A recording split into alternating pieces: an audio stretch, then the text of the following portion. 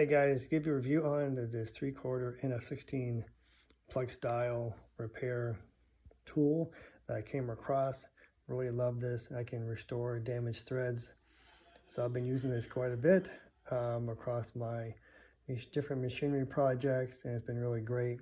So it allows me to get some of my threads that have got damaged from who knows why fixed, and it's really works very simple.